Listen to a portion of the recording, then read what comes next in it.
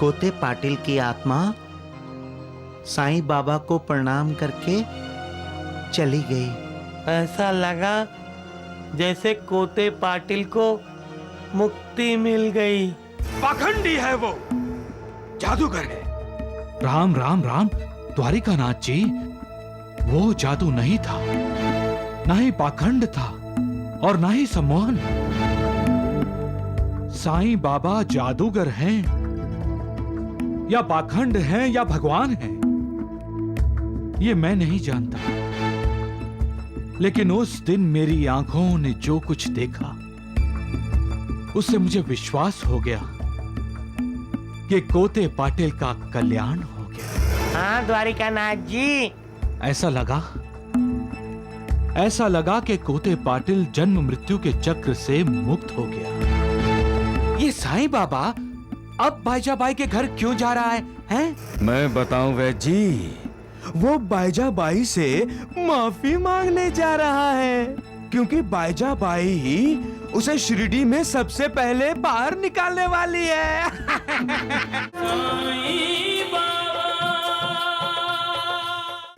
अब पता चलेगा असलियत का, अब पोल खुलेगी उस नकली बाबा की। अब हम पूछेंगे शिरडी वालों से कि कैसा भगवान है तुम्हारा साईं बाबा, जो अपने माँ के सुहाग की रक्षा नहीं कर सका, जो अपने भाई के पिता को मृत्यु से नहीं बचा सका।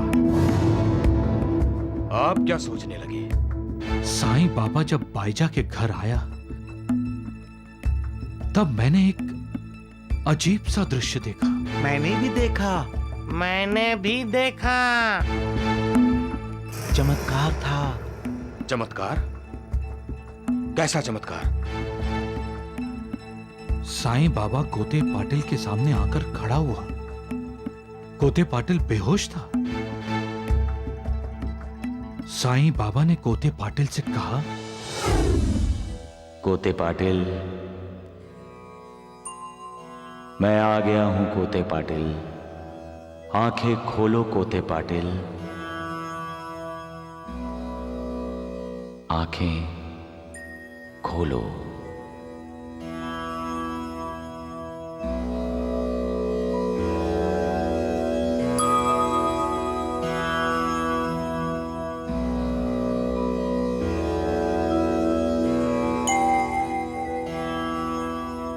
साईं बाबा,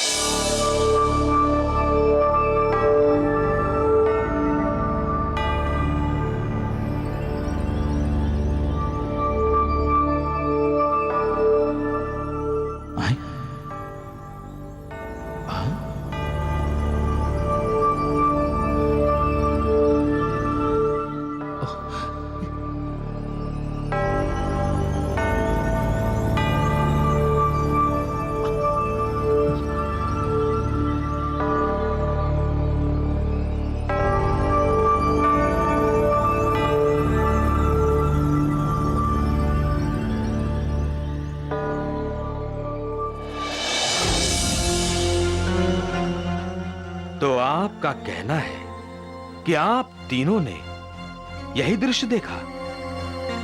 हाँ द्वारिकानाथ जी, हाँ।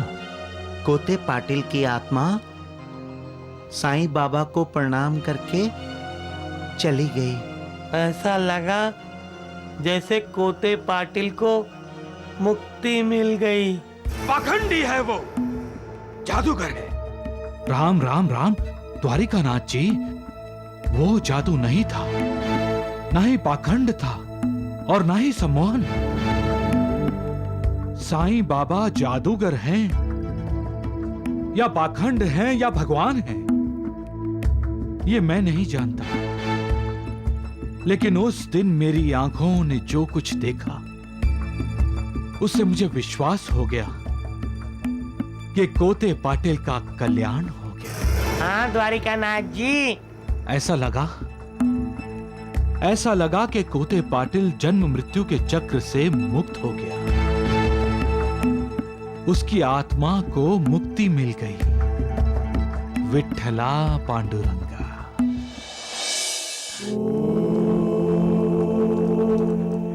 भैया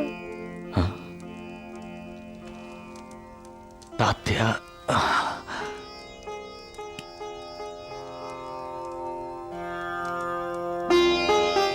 तात्या, क्या मैं तुम्हारे आंसू भी नहीं पोंछ सकता? इतना पराया हो गया हूं मैं। ये आंसू बाहर आते ही क्यों है? तात्या, कुदरत का नियम है, जो हंसता है वो एक न एक दिन रोता है, और जो रोता है उसे कभी न कभी हंसी भी आती है। लेकिन आप कुदरत से बड़े हैं भैया। आप जिसे हंसाना चाहे वो रोते रोते भी हंस पड़ता है। आपके होते हुए भी माँ हंसना भूल गई भैया। क्यों भैया क्यों? माँ के लिए तो आप पिताजी को बचा सकते थे ना। अब मैं तुम्हें कैसे समझाऊं तात्या? कुछ बातें तुम्हारी समझ से बाहर हैं तात्या। नहीं भैया, मैं सब समझता हूं। मैं ये भी समझता हूं कि पिताजी अब कभी वापस नहीं आएंगे। कभी नहीं। मुझे ऐसा लगता है जैसे मेरा सब कुछ चला गया भैया। तात्या, इंसान हर पल कुछ न कुछ खोता ही रहता है। बचपन से जवानी की तरफ कदम रखता है तो बचपन खो बैठता है। जवानी से बुढ़ापे की तरफ कदम रखता है तो जवानी खो देता है, और बुढ़ापे में वो अपने आप को भी खो बैठता है। जन्म के बाद ये उसकी यात्रा मृत्यु की तरफ ही होती है। फिर भी आप पिताजी को संभाल सकते थे। आपको उन्हें संभालना चाहिए था। मैंने तुम्हें संभाला तात्या। बिल्कुल नहीं। मैंने हमेशा से एक सपना देखा जिसमें हम दोनों साथ साथ चलते। हम तुम दोनों नहीं तात्या, मैं तुम्हारे साथ चलता आया हूं। मैं हमेशा दोनों के पैरों के निशान देखता आया हूं, एक मेरे और दूसरे मेरे।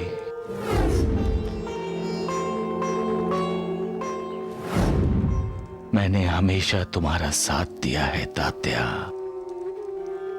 मैं नहीं चाहता तुम्हें किसी खतरे का सामना करना पड़े।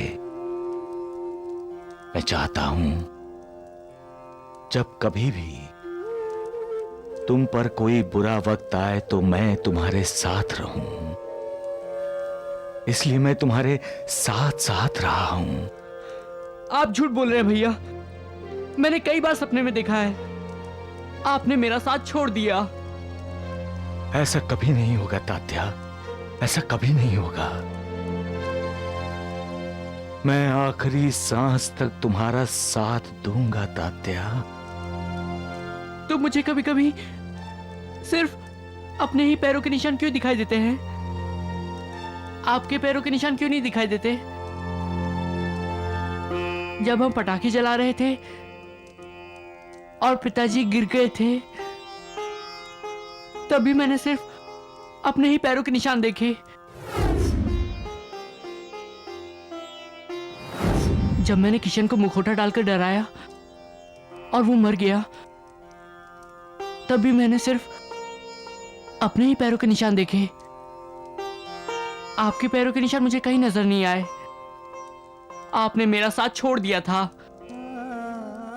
तात्या, क्या पेड़ कभी छांव देना छोड़ देता है? क्या फूल कभी अपनी सुगंध छुपा लेता है? क्या आग कभी जलना छोड़ देती है? तो फिर मैं तुम्हारा साथ कैसे छोड़ सकता हूं तात्या? तो फिर मुझे एक ही पैरों के निशान क्यों नजर आते हैं? आपके पैरों के निशान मुझे क्यों नजर नहीं आते? तुमने गौर से देखा होता तात्या, तो वो पैरों के निशान तुम्हारे नहीं थे, फिर किसके पैरों के निशान थे? मेरे पैरों के। मेरे पैरों के निशान थे तात्या, मेरे पैरों के। तो मैं उस वक्त कहां था? तुम मेरी गोद में थे तात्या, गोद में। तुम्हारे बुरे वक्त में मैंने हमेशा तुम्हें अपने हाथों में उठा लिया, ताकि तुम्हें कोई तकलीफ ना हो, कोई चोट न लगे। भैया हाँ तात्या, मुझे माफ कर दो भैया, मुझे माफ कर दो। ना तात्या, माफी मांगने की कोई जरूरत नहीं है तात्या। तुम्हारा दिल तो शीशे की तरह साफ है तात्या, शीशे की तरह साफ है। मुझे माफ कर दो भैया, मैंने आपको कितना भला बुरा कहा। मुझे बुरा नहीं लगा तात्या, बिल्कुल बुरा नहीं लगा। पिता का साया जिसके सर से उठ जाए, उस बेटे की क्या हालत होती है मैं जानता हूं तात्या। मेरे पिता ना हुए तो क्या हुआ? भैया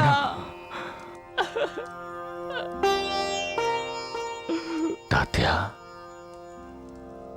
मां कैसी है रे? मां? उन्होंने जीना छोड़ दिया भैया, उन्होंने खाना पीना सब छोड़ दिया। मैंने भी। माँ को बचा लो भैया, माँ को बचा लो।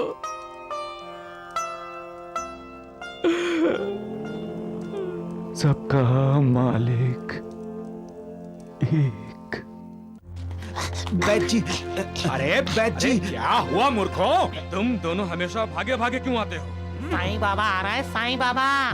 साईं बाबा, राम राम राम। देखे, ये चल हट।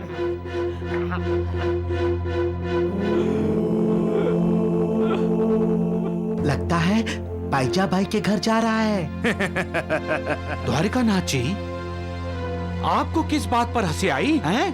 वैद जी, हैं? आपने उसके चेहरे की उदासी नहीं देखी? वो सोच रहा है कि अब तक तो मरे हुए को जिंदा करने का नाटक करके बहुत बेवकूफ बनाया शिरडी वालों को। अब कोते पाटिल को कैसे जिंदा करेगा? वैद जी, अब तो ये शिरडी वाले ही उसे शिरडी से निकाल बाहर कर सकते हैं। लेकिन द्वारिका नाथ जी, ये साईं बाबा अब बाईजा बाई के घर क्यों जा रहा है? हैं? मैं बताऊं वैद जी, वो बाईजा बाई से माफी मांगने जा रहा है, क्योंकि बाईजा बाई ही उसे शिरडी में सबसे पहले बाहर निकालने वाली है। राम राम राम। मां,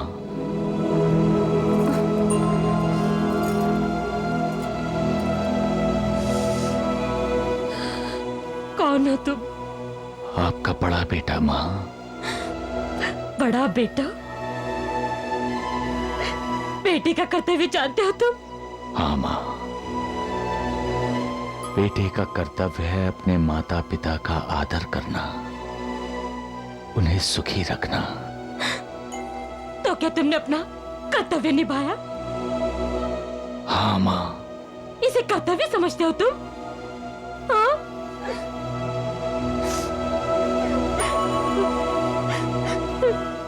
तुमने धोखा दिया है, तुमने धोखा दिया है मुझे साईं, तुमने मुझे धोखा दिया है। हाँ। नहीं मां। क्यों? क्या तुम नहीं जानते थे कोते पाटिल कौन सी यात्रा पर जाने वाले थे? हाँ? इच्छा पूरी करने के लिए तुमने सारी शिरडी को खाना खिलाने का बहाना किया था ना? हाँ? मुझसे ये सच क्यों छुपाया तुमने? हाँ? क्यों छुपाया? क्या आप ये सच बर्दाश्त कर सकती थी माँ? अगर मैंने आपको बता दिया होता कि कोते पाटिल की आखिरी इच्छा पूरी करने के लिए भोजन बना रहा हूं, तो आपकी क्या दशा होती? मैंने उनकी मृत्यु के बारे में बताया नहीं, लेकिन संकेत जरूर दिया था माँ। संकेत?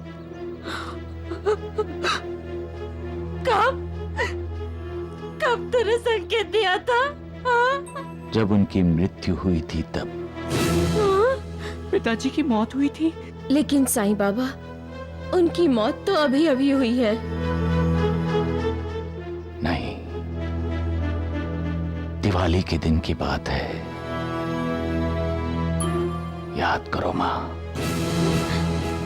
मैं भिक्षा मांगने आया था, तभी कोते पाटिल ने अचानक खांसते हुए दम तोड़ दिया था। पिताजी, पिताजी, पिताजी, पिताजी, पिताजी,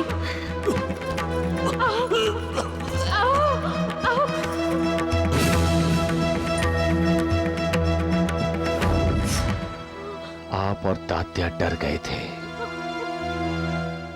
तभी मैंने घर के बाहर से आवाज दी, भिक्षाम देहि। उठिए ना, माँ, उठिए। भिक्षाम देहि, भिक्षाम देहि। सही बेटा,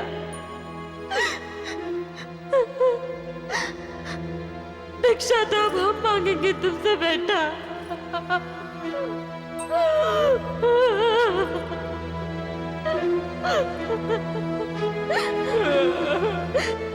तात्या, जाकर कह दे साहिब बेटे से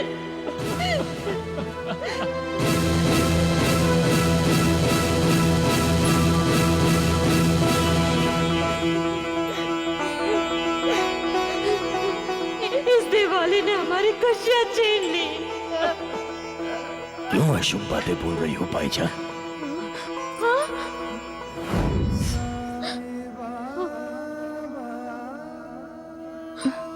याद करो माँ, मैंने तो अपनी माँ की आज्ञा का पालन किया और कोते पाटिल को जिंदगी दे दी।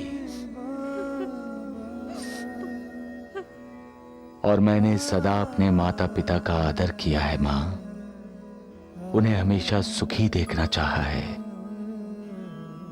इसलिए जब दूसरी बार दिवाली के समय कोते पाटिल पर मृत्यु हावी होने आई,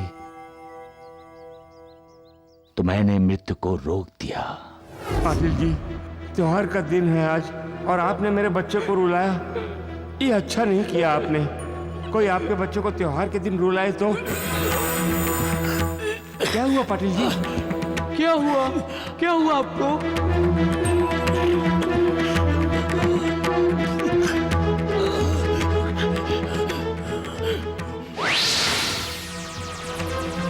कोते पाटिल!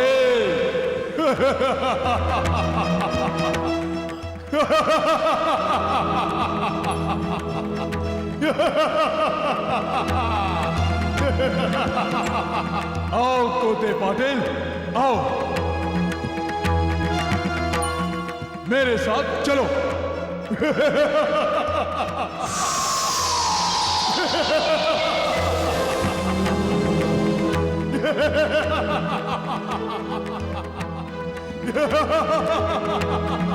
रुक जाओ, आगे मत बढ़ो। मैं कहता हूं रुक जाओ।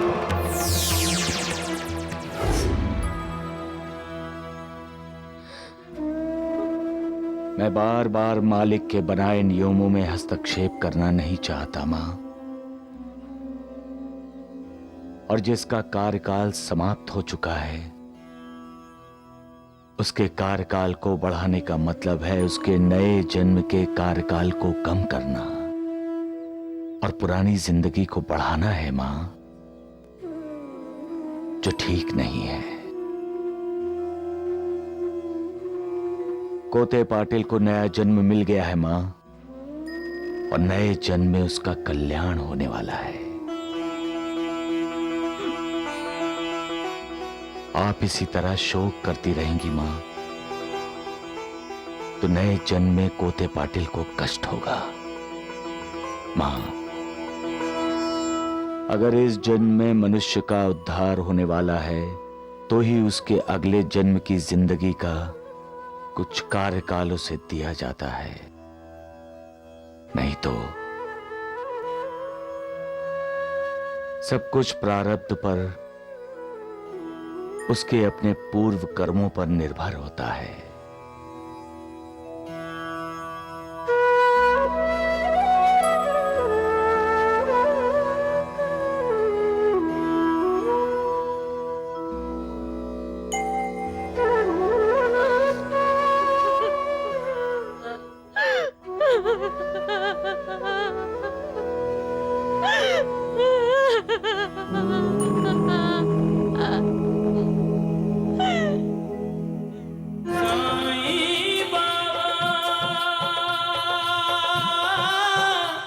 हमारे पूर्वज सचमुच बहुत अक्लमंद और विद्वान थे। वो जानते थे कि मालिक की बनाई इस दुनिया का सार क्या है, क्यों उन्होंने ये अंधेरी रात बनाई है और क्यों उजालों से जगमगाते दिन बनाए हैं। चांद सूरज स्वभाव से विपरीत हैं, फिर भी इस धरती को दोनों की जरूरत क्यों है? क्यों जो पैदा होता है वो मरता भी है? क्यों सुख के साथ दुख जुड़े हुए हैं? और क्यों इंसान मृत्यु के बाद अपना पिछला जन्म भूल जाता है? यादें खुशी भी लाती हैं, गम भी,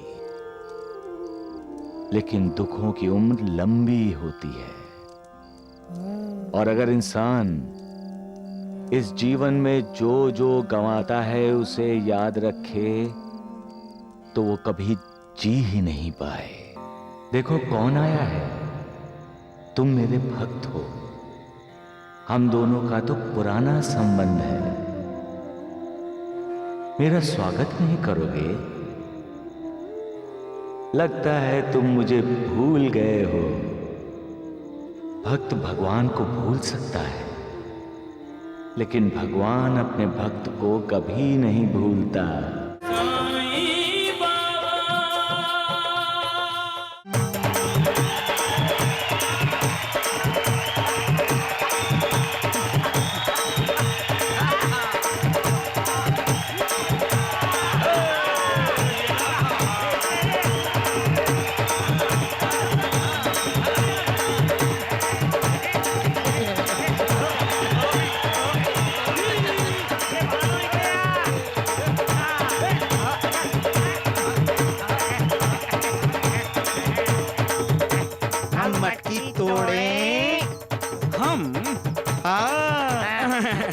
हम नहीं मूर्खों, मैं। हाँ।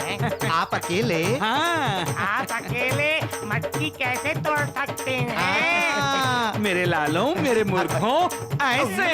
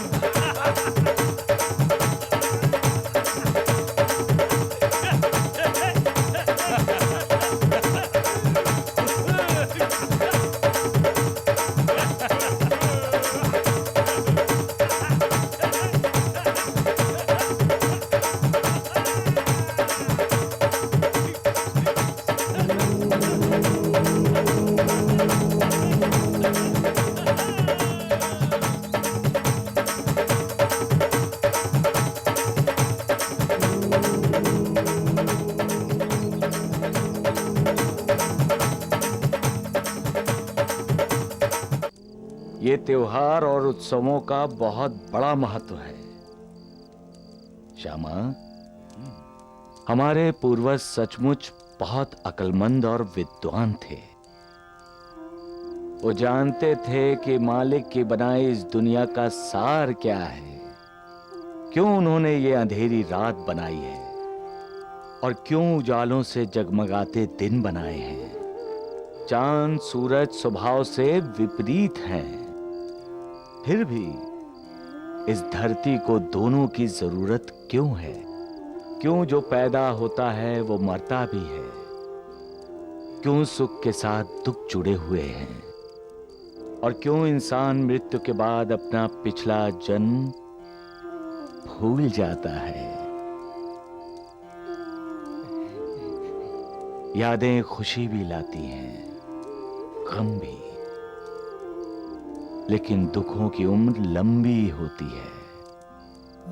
और अगर इंसान इस जीवन में जो जो गंवाता है उसे याद रखे तो वो कभी जी ही नहीं पाए। पुराने टूटे हुए रिश्तों की डोर उसे हमेशा अपने साथ बांधे रखे। उन सभी गमों को और दुखों को भुलाने के लिए हमारे पूर्वजों ने त्योहार और उत्सव बनाए हैं। आप सच कह रहे हैं साईं बाबा। आज गोकुल अष्टमी के त्योहार को देखकर ऐसा लग रहा है जैसे शिरडी में कोई दुखी है ही नहीं।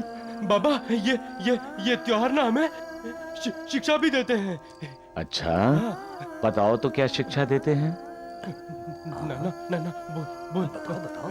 बाबा, ये मटकी को ऊंचाई पे क्यों बांधते हैं? इसलिए कि मटकी तक आसानी से न पहुंचा जा सके। क्यों भला है? बाबा, लोग मटकी में ऐसा क्या रखते हैं जिसे पाने के लिए लोग अपनी पूरी कोशिश करते हैं? मटकी में माखन होता है। भगवान श्री कृष्ण को माखन बहुत पसंद था ना। और वो ऊंची से ऊंची जगह पर रखी माखन की मटकी में से माखन चुरा लेते थे। हाँ, क्योंकि वो लोग अपने मकसद में कामयाब होते थे। वो उस तक पहुंचने में अपनी पूरी ताकत लगाते थे। इसका मतलब तो ये हुआ साईनाथ कि लक्ष्य भले कितना ही कठिन हो, उसे प्राप्त करने की कोशिश अवश्य करनी चाहिए। हाँ, तात्या ने जब मटकी तोड़ी और मां के चेहरे पे जब मुस्कुराहट देखी, मुझे लगा महालसापति कि मालिक ने मुझ पर बड़ी मेहरबानी की है। बाबा, अगले महीने गणेश चतुर्थी है। हाँ, लोकमान्य तिलक जी ने उस दिन को भी उत्सव का रूप दे दिया है। गणपति बप्पा मोरया, गणपति बप्पा मोरया, गणपति बप्पा मोरया, गणपति बप्पा मोरया, गणपति बप्पा मोरया, गणपति बप्पा मोरया, गणपति बप्पा मोरया, गणपति बप्पा मोरया, गणपति बप्पा। ओ मैं क्या शाम, गणपति बप्पा मोरया, गणपति बप्पा मोरया, गणपति बप्पा मोरया, गणपति बप्पा। ओ शाम, गणपति बप्पा। ओए मैं क्या जी की होया? क्यों आवाजें दे रहे हो श्याम सुंदर को? मैं सोचा आज गणेश चतुर्थी है, शुभ दिन है, क्यों ना श्याम सुंदर को आज यहाँ बुला समझ के। गई, सब समझ गई। आपके पेट में कभी कोई बात छिपती है? पहले ये बताइए, अपने पंजाब में गणेश चतुर्थी का त्योहार मनाया था आपने? बम्बई आकर बम्बई वाले हो गए। कहने ना कि जैसा देश वैसा भेष। गणपति बप्पा, गणपति बप्पा। ओए राजेंद्र किथे है? मैं बुलाती हूँ। राजेंद्र, ओए पुत्र। क्या है माँ? पिताजी कुछ कह रहे हैं तुमसे। मैं जानता हूँ पिताजी क्या कहेंगे, हाँ? इसीलिए वो काम मैं पहले से कराया। ओए मेरे कहने से पहले ही कराया? हाँ, आज त्योहार है ना, और पिताजी यही कहेंगे कि जाओ श्याम चाचा को बोलाओ कि आज का खाना वो हमारे साथ ही खाएं, तो मैंने बोल दिया, लेकिन वो बात नहीं कही है मैंने। जैसा बाप वैसा बेटा। परजय जी बहुत दिनों से एक राज जानने की कोशिश कर रहा था। वो राज आज जाके पता चला है। क्या पता चला है? रामलाल भाई साहब और राजेंद्र की सेहत का राज। इनकी अच्छी सेहत का राज है आपके हाथ का बना बढ़िया खाना। अरे तुझे भी अच्छी सेहत बनानी हो तो शादी कर ले। हाँ, सुबह शाम बीवी के हाथों का खाना मिलेगा और खाने में मिला होगा बीवी का प्यार। परजय जी मुझ जैसे बेकार आदमी के साथ कौन अपनी बेटी की शादी करेगा? चाचा, मुझे बम्बई घूमना है आज। गणेश जी की बड़ी बड़ी मूर्तियां देखनी है। आप मुझे ले चलेंगे ना तांगे में? की हुआ पुत्र?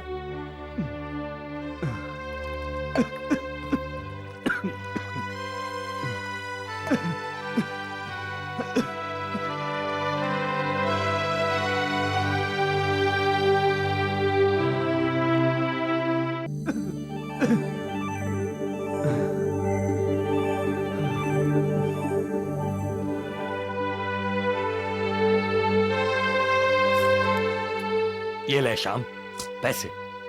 भाई साहब आप इतने सारे रुपए मुझे क्यों दे रहे हैं? जा राजेंद्र को टांगे में घुमा के ला जा। नहीं भाई साहब, मैं राजेंद्र को घुमाने ले जाऊंगा, लेकिन अपने पैसों से। कैसी बात कर रहा है? ये पैसे भी तो तेरे ही पैसे हैं। जा राजेंद्र को घुमा के ला टांगे में जा। राजेंद्र के पिताजी तुम्हें अपना दोस्त भी तो मानते हैं ना? मैं इसे अपना दोस्त ही नहीं, छोटा भाई भी मानता हूं। आज से तुम बेकार नहीं हो। भाई साहब तुम्हारी अपनी फैक्ट्री है। फैक्ट्री? क्यों मजाक कर रहे हैं भाई साहब? मनीषा तू ही बता दे इसे।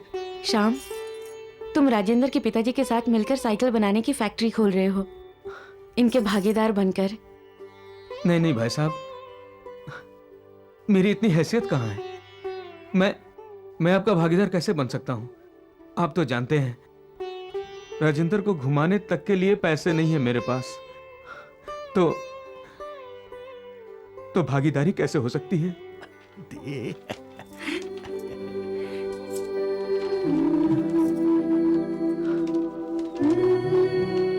ये क्या भाई साहब?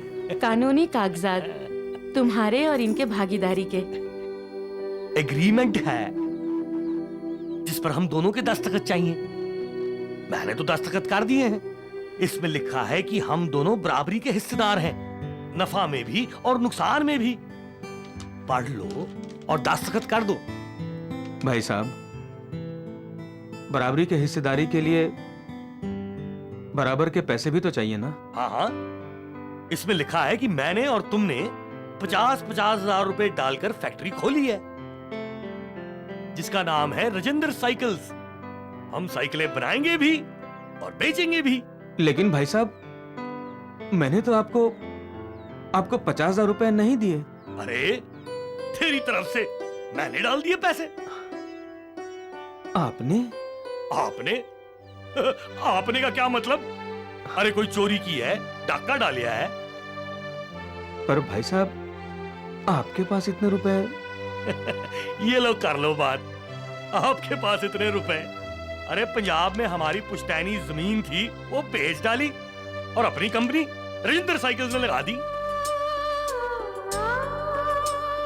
भाई साहब, आपने मुझ पे इतना भरोसा किया है? श्याम, तू मेरा दोस्त है,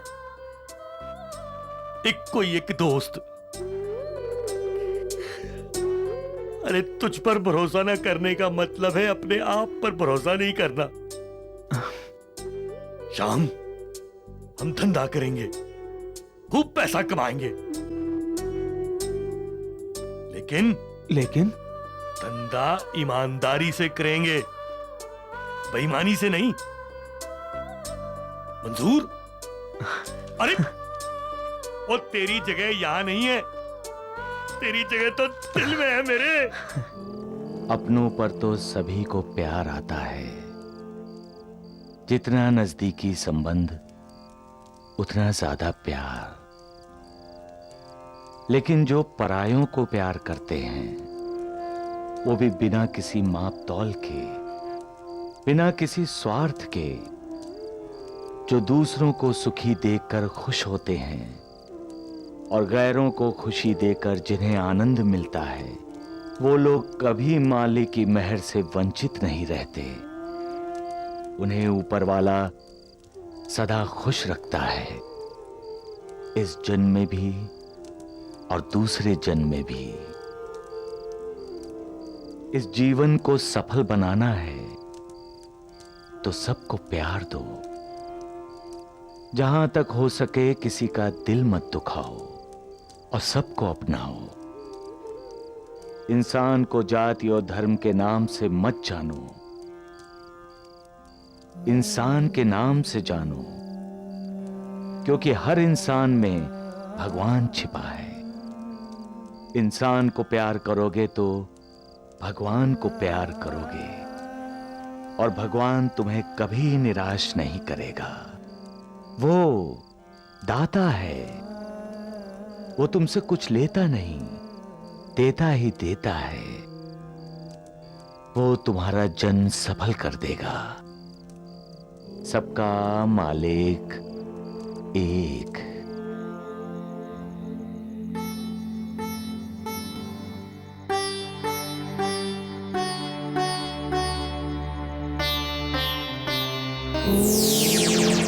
रामलाल, उठो, देखो कौन आया है। तुम मेरे भक्त हो, हम दोनों का तो पुराना संबंध है। मेरा स्वागत नहीं करोगे? लगता है तुम मुझे भूल गए हो। भक्त भगवान को भूल सकता है, लेकिन भगवान अपने भक्त को कभी नहीं भूलता। इसीलिए तो मैं आया हूं तुम्हें आशीर्वाद देने। हाँ, तुम व्यापार शुरू करने जा रहे हो ना? मुझे खुशी है। सफलता सदा तुम्हारे कदम चूमेगी रामलाल। बाबा, बाबा, क्या हुआ? किसको पुकारा आपने? बाबा को। बाबा? कौन बाबा? बाबा जो अभी अभी यहां आए थे। कहाँ आए थे? घर में? लेकिन पिताजी, दरवाजा तो अंदर से बंद है। सो जाइए, आपने कोई सपना देखा होगा।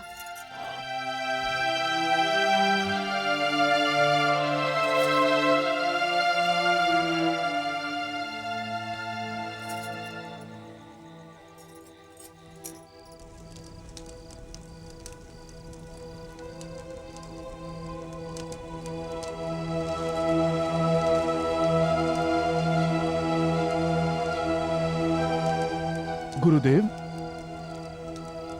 साईनाथ, आप कहां हैं साईनाथ? मैं तुम्हारे पास ही तो हूं महालसापति। आप? कुछ देर पहले तो आप यहां नहीं थे। कहां गए थे? बंबई। बंबई? हाँ, मेरा एक भक्त है जो मेरा पिछले जन्मों के साथ का रिश्ता ही भूल गया है, लेकिन पुराने संस्कारों की वजह से वो इस जन्म में दिल का साफ और नेक इंसान है। आज भी उसे ईश्वर पर पूरी श्रद्धा और आस्था है। मैं उसे आशीर्वाद देने गया था।